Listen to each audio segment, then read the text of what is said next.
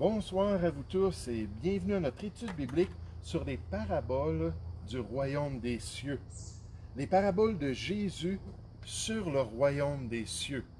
Et moi, je suis tellement ébloui des vérités qu'on retrouve dans ce beau passage de l'évangile de Matthieu et ébloui du fait qu'on a encore la liberté de pouvoir consulter ce message, de pouvoir encore voir avec les lunettes de la foi ces instructions-là et ces vérités-là.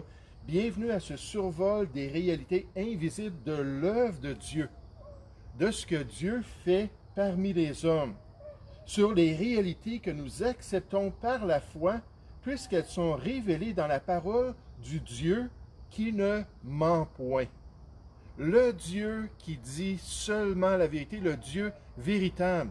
C'est venu me chercher ce matin, alors que je passais du temps dans la parole de Dieu, alors que je lisais les Écritures, concernant cette œuvre-là du Seigneur à notre époque parmi les nations et du fait que ce qu'il nous a révélé, c'est la vérité. Je lisais dans l'Épître de Tite au chapitre 1. L'Épître de Tite au chapitre 1 et au verset 1 nous dit « Paul, serviteur de Dieu et apôtre de Jésus-Christ, pour la foi des élus de Dieu et la connaissance de la vérité qui est selon la piété, lesquels reposent sur l'espérance de la vie éternelle. Je suis en train de lire dans Tite ce matin, je débute là, ce beau livre-là, cette épître pastorale-là, puis là, c'est venu me chercher encore. Ça repose sur l'espérance de la vie éternelle, du salut, de notre accès au paradis de Dieu en Jésus-Christ, promise dès les plus anciens temps par le Dieu qui ne ment point. Le Dieu qui ne ment point, qui nous a présenté ses réalités spirituelles, qui nous a présenté ses agissements parmi les fils de l'homme. Et ici, dans cet enseignement de Jésus, Dieu n'a pas menti en nous révélant qu'il est à l'œuvre. On se rappelle de cela lorsqu'on pense aux semeurs, puis lorsqu'on pense aux fruits de cette semence, lorsqu'on pense au bon grain qui est mis dans le terrain, puis toutes ces belles récoltes-là. Mais il ne nous a pas menti en nous annonçant que nous sommes co-ouvriers avec lui, qu'on est à l'œuvre, nous aussi, sur le terrain qui appartient au Seigneur, alors qu'on va semer cette semence incorruptible du Seigneur. Puis il nous a de même révélé que l'ennemi est aussi à l'œuvre dans notre monde, qu'il possède de même des serviteurs qui répandent l'erreur et qui cherchent à détourner les ouvriers du Seigneur de la vérité. Et cela avec des conséquences dramatiques sur le destin des habitants du monde. Avec cette éternité prédite, soit dans le royaume des cieux ou bien loin de celui-ci. Paul dit dans 2 Thessaloniciens 1 au verset 9, concernant ceux qui ne sont pas en communion avec Dieu, ceux qui n'ont pas reçu cette relation-là, qu'ils vont un jour être loin de la face du Seigneur et de la gloire de sa force. Et ce soir, dans cette belle parabole qu'on va consulter, dans cette belle révélation du Seigneur Jésus, c'est exactement le même message qui est confirmé à nouveau. Donc, cherchons ensemble l'évangile de Matthieu au chapitre 13. On achève l'avant-dernière parabole, l'évangile de Matthieu au chapitre 13 et au verset 47. Matthieu chapitre 13, au verset 47, « Le royaume des cieux est encore semblable à un filet jeté dans la mer et ramassant des poissons de toute espèce.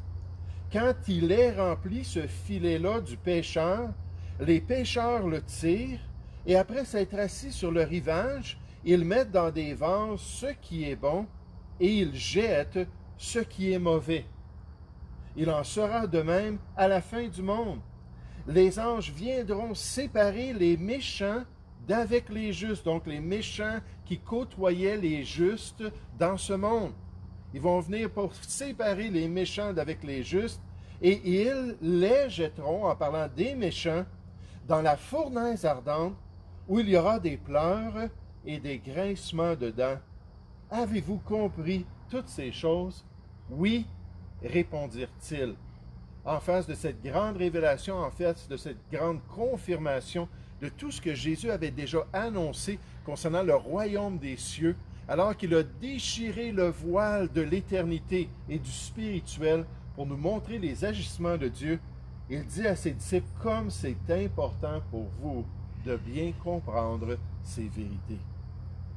Ici, Jésus utilise l'image ou l'analogie venant de la pêche pour sensibiliser les gens aux réalités invisibles du royaume des cieux, à l'œuvre de leur Seigneur, avec l'optique nécessairement que les apôtres et la foule étaient en mesure de s'identifier aux réalités physiques de cette analogie-là, c'est-à-dire aux réalités de la pêche en Palestine, dans la terre promise. Regardez au verset 47.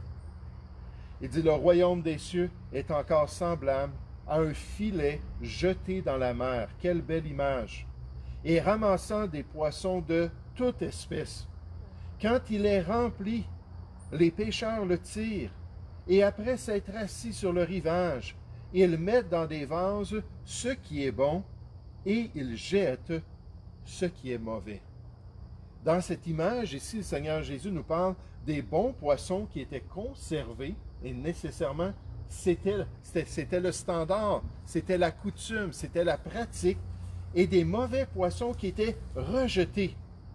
Les poissons qui étaient purs, d'après les règles culinaires de Lévitique chapitre 11, dans la loi de Moïse, la Torah, étaient conservés et vendus au marché, et les autres qui étaient impurs ou impropres pour quelque raison à la consommation du peuple juif étaient rejetés. Dans la parabole elle-même, un auteur chrétien spécifie, les termes bons et mauvais poissons n'ont pas une connotation morale comme telle, mais se réfèrent simplement aux poissons qui, selon les règles de la Torah, pouvaient être mangés et ceux qui, pour une raison quelconque, étaient inacceptables. Et une des raisons que j'ai trouvées pour lesquelles on rejetait un poisson était s'il était trop petit. Tout simplement, il était un petit poisson immature. Désolé, je suis attaqué par l'ennemi. Si c'était un poisson immature, bien là, on le rejetait à l'eau tout simplement. Le mot sapron, dans le grec original, qui est traduit mauvais, peut signifier des fois pourri. Certains le traduisaient comme ça. Dans le grand filet, il y avait des poissons qui étaient morts, qui étaient déjà en décomposition. Il était mauvais, puis on le jetait. Mais ici, probablement qu'il signifie plutôt sans valeur comestible, qui n'était tout simplement pas propre à la consommation. Et comme il y a du bon grain dans nos paraboles et de l'ivraie, on se souvient du dualisme qui paraît dans certaines des paraboles, comme il y a les fils du royaume et les fils du malin, Jésus confirme pour nous qu'il y a de bons poissons et de mauvais poissons dans l'océan de l'humanité. Des gens que Dieu accepte et des gens que Dieu rejette d'après leur réaction à son œuvre qu'il accomplit parmi les hommes. Moi, je ne sais pas pour vous, mais c'est certain que je veux faire partie des bons poissons. C'est certain que je veux m'assurer de faire partie de ceux que Dieu va accepter. Puis si je n'étais pas certain ce soir, si ça ne faisait pas 35 ans que je connaissais la grâce de Dieu et le salut en Jésus-Christ, je me dirais, « Wow, qu'est-ce que Jésus est en train de me dire? Puis comment est-ce que je peux faire partie de la bonne équipe? Comment est-ce que je peux faire partie des poissons dans le filet qui vont être acceptés par le Seigneur? » Et vous savez, cette réalité-là va paraître, la conclusion de cette parabole-là va paraître alors qu'un jour, dans l'éternité, tout va devenir visible et tangible. De manière concrète, on va pouvoir savoir qui étaient les bons poissons et qui étaient les mauvais poissons. Regardez encore Matthieu chapitre 13 au verset 47.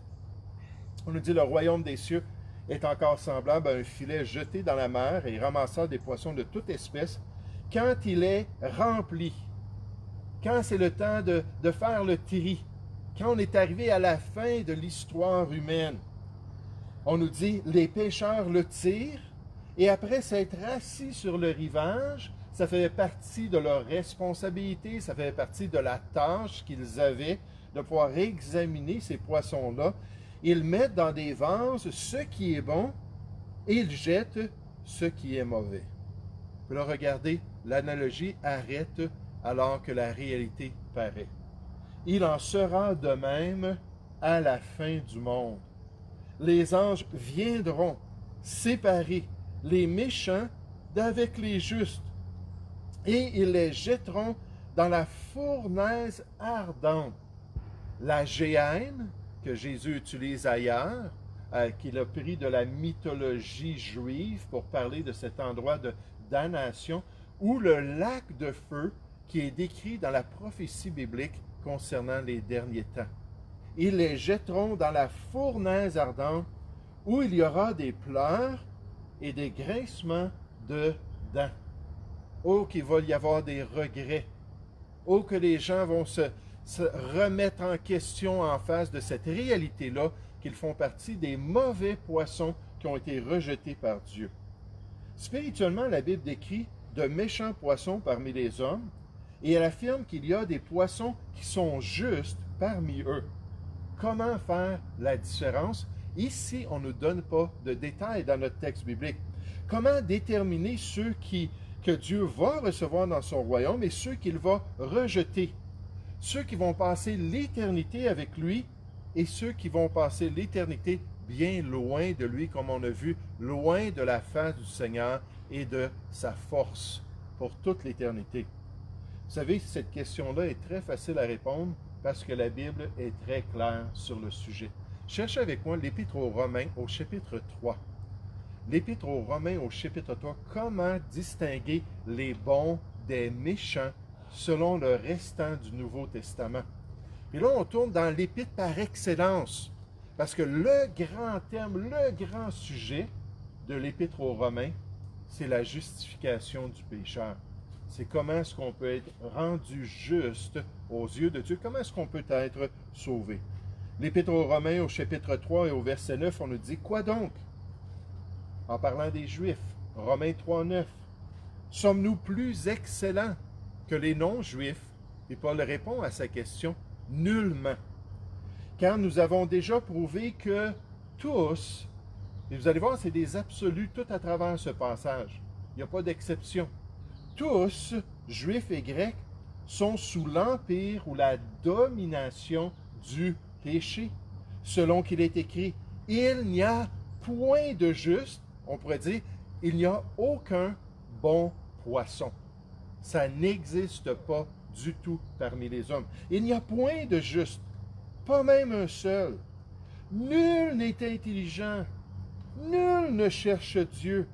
Tous sont égarés, pervertis, loin du plan de Dieu. Tous sont pervertis. Il n'en est aucun qui fasse le bien, pas même un seul. Leur gosier est un sépulcre ouvert. Ils se servent de leur langue pour tromper. Ils ont sous leurs lèvres un venin d'aspic.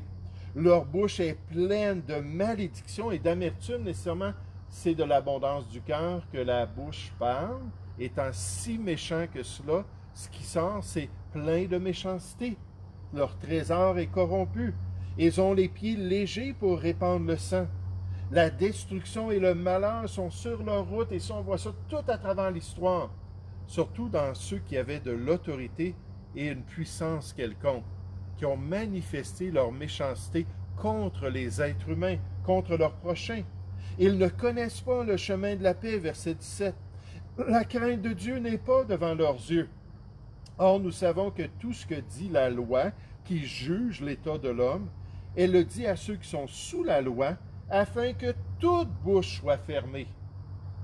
Avant qu'on puisse ouvrir notre bouche avec des actions de grâce, il faut que notre bouche soit fermée par la loi de Dieu et la condamnation de Dieu, que toute bouche soit fermée et que tout le monde soit reconnu coupable devant Dieu, car personne ne sera justifié devant lui par les œuvres de la loi, puisque c'est par la loi que vient la connaissance du péché.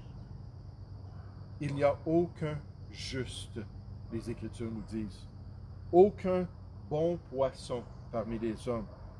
Tous sont de mauvais poissons, ou des méchants qui n'entreront point dans son royaume.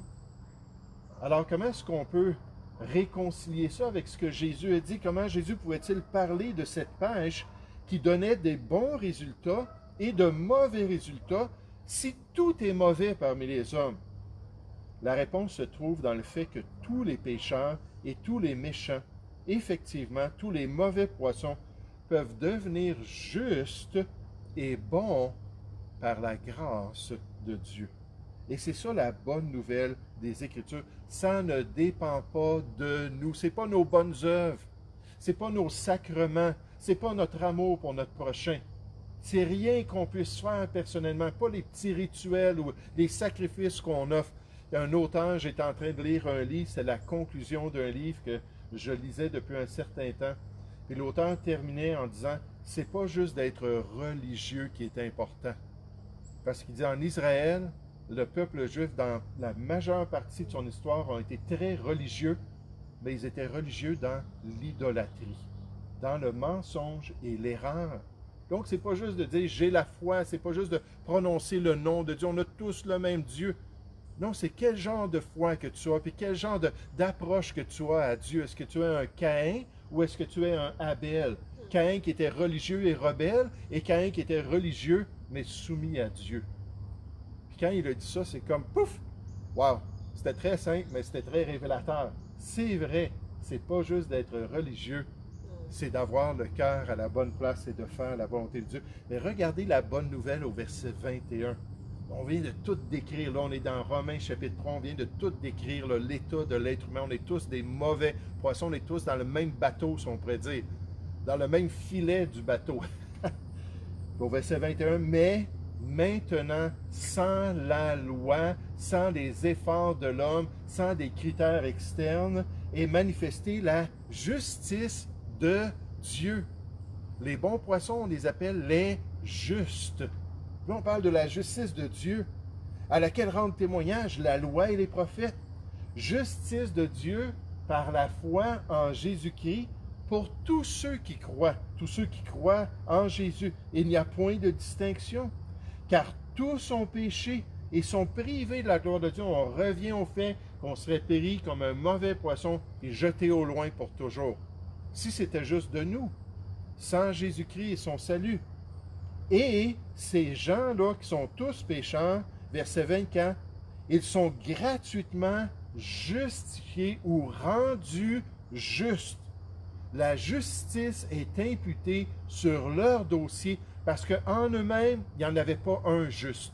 Mais Dieu est venu mettre ça dans leurs conditions spirituelles, la justice de Dieu, par sa grâce, par le moyen de rédemption, de pardon, de salut qui est en Jésus-Christ. Et c'est pour ça qu'il pouvait enseigner ça, Jésus. Et parler des mauvais poissons et des bons poissons, puis de décrire la réalité spirituelle de toutes ces choses, parce qu'il était en plein centre du processus de ces vérités-là du royaume des cieux et de l'agissement de Dieu parmi les hommes. Verset 25. C'est lui, Jésus, que Dieu a destiné à être par son sang pour ceux qui croiraient, victime propitiatoire, afin de montrer sa justice, parce qu'il avait laissé impunis les péchés commis auparavant au temps de sa patience. Il montre ainsi sa justice dans le temps présent, de manière à être juste, tout en justifiant celui qui a la foi en Jésus. Et là, grâce à ce salut-là, puis grâce à notre foi, et grâce à l'œuvre de Dieu dans notre cœur, là, on peut devenir un bon poisson qui s'attend un jour à être capté par le Seigneur dans cette grande œuvre des derniers temps et de pouvoir être dans la présence de Dieu pour toujours. Dans 2 Corinthiens 5, 21, on nous promet que celui qui n'a point connu de péché, Jésus était le juste. Lui, il était parfaitement juste. Celui qui n'a point connu le péché, il, Dieu, l'a fait devenir péché pour nous. Là, Jésus est allé sur la croix, et pendant qu'il était sur la croix, les péchés de l'être humain ont été mis sur lui. Il est devenu péché aux yeux de Dieu, au point que Dieu a dû se détourner de lui. Mais il l'a fait devenir péché pour nous, afin que nous devenions en lui justice de Dieu. Dieu a pris nos péchés et il l'a mis en Jésus-Christ. Il a pris la justice de Jésus et il le met sur tous ceux qui se repentent de leurs péchés et tous ceux qui invitent Jésus à devenir leur sauveur. Puis là, c'est une substitution aux yeux de Dieu qui est légale et qui est permanente. Puis là, la personne devient un bon poisson, prête à être ramassée par le filet de Dieu dans les derniers temps. Ainsi, le méchant ou le mauvais poisson peut devenir bon. Il peut devenir juste grâce à l'œuvre du Seigneur Jésus sur la croix du Calvaire. Et encore une fois, quand on pense à ça, c'est pas juste d'avoir cette position-là, c'est de considérer aussi les effets pour l'éternité, ce qui va se produire dans la vie des gens éternellement. Revenez dans notre passage dans Matthieu chapitre 13. Regardez au verset 47 à nouveau. Le royaume des cieux est encore semblable à un filet jeté dans la mer et ramassant des poissons de toute espèce. C'est ce qui se passe en ce moment. Le filet de Dieu là, s'en va à travers les nations. Quand il est rempli, les pêcheurs le tirent et après s'être assis sur le rivage, ils mettent dans des vases ce qui est bon et ils jettent ce qui est mauvais. Il en sera de même à la fin du monde, lorsque le processus va être complété. Les anges viendront séparer les méchants d'avec les justes. Et concernant les méchants, ceux qui ne sont pas de bons poissons, ils les jetteront dans la fournaise ardente, où il y aura des pleurs et des grincements dedans. Avez-vous compris toutes ces choses? Oui, répondirent-ils. L'éternité des gens qu'on côtoie aujourd'hui dépend de leur choix envers l'œuvre de Dieu. Et il faut faire le bon choix. La félicité ou la damnation pour toujours pèse dans la balance de cette décision-là envers Jésus-Christ et la croix du Calvaire.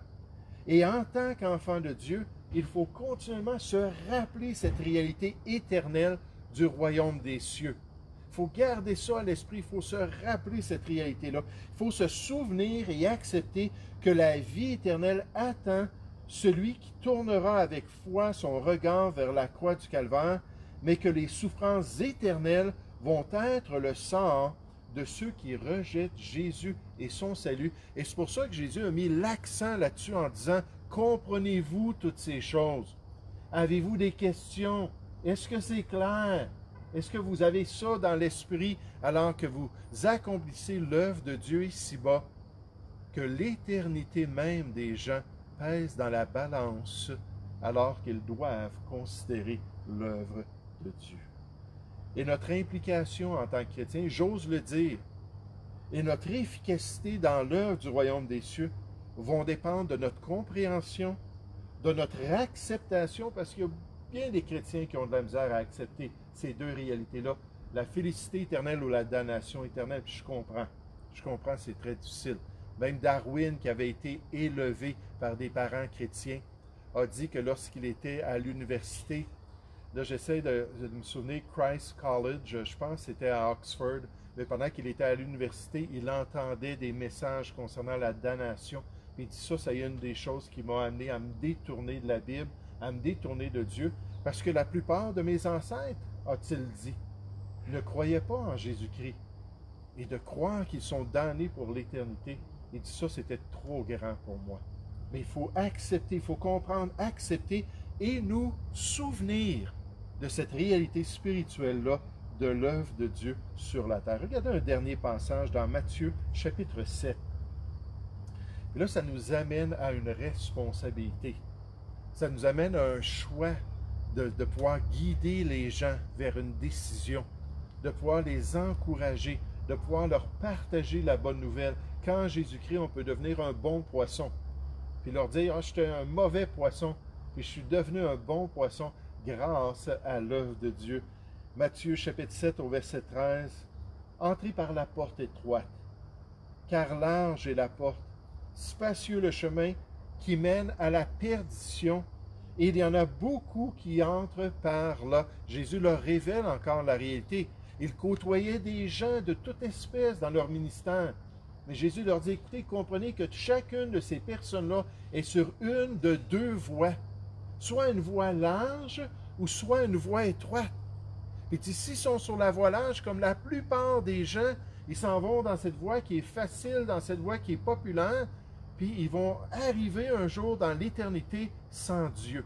Ils vont mourir sans le salut en Jésus-Christ. Il dit par contre, il y a des gens qui ont rentré par cette porte étroite, puis qui sont sur ce chemin qui est plus étroit, puis qui sont en train de se diriger vers le royaume des cieux et qui un jour vont bénéficier de la plénitude de la vie éternelle. Donc il dit, entrez par la porte étroite, car large est la porte, spacieux le chemin qui mène à la perdition. Il y en a beaucoup qui entrent par là, mais étroite est la porte, resserrée le chemin qui mène à la vie, et il y en a peu qui les trouvent. Là, on doit dire, merci Seigneur, tu as ouvert mes yeux. Merci Seigneur, tu m'as permis à l'âge de 21 ans de comprendre ton salut. Merci Seigneur que maintenant je continue sur cette voie étroite et j'encourage les gens à se joindre à moi pour que tous ensemble on puisse rentrer dans la vie et faire partie de ces bons poissons-là qui vont pour toute l'éternité se réjouir de l'œuvre que Dieu a accomplie en nous. Nous allons prier ensemble. Merci encore une fois pour les paraboles du royaume des cieux. Merci pour cette révélation de l'invisible, Seigneur, du spirituel, de ce qui se passe autour de nous, le combat spirituel, les forces de l'ennemi. Et Seigneur, ton œuvre que tu as accomplie fidèlement. Oh, c'est toi qui es le maître de la moisson. C'est toi qui vas permettre aux anges d'aller chercher ce grand filet de l'humanité et de séparer les méchants d'avec les bons. Et Père Céleste, aide-nous entre-temps à faire partie de la solution pour pointer les gens dans la bonne direction. Seigneur, nous te prions au nom du Seigneur Jésus.